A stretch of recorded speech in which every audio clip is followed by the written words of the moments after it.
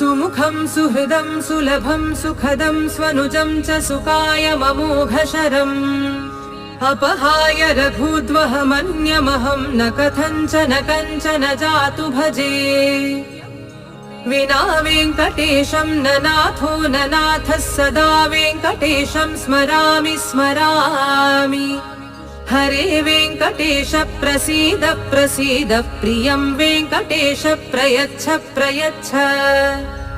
विना वेङ्कटेशं न नाथो न नाथः सदा वेङ्कटेशं स्मरामि स्मरामि हरे वेङ्कटेश प्रसीद प्रसीद प्रियं वेङ्कटेश प्रयच्छ प्रयच्छ अहं दूरतस्ते पदाम्भोजयुग्म प्रणामेच्छयागत्य सेवां करोमि सकृत्सेवया नित्यसेवा फलं त्वं प्रयच्छ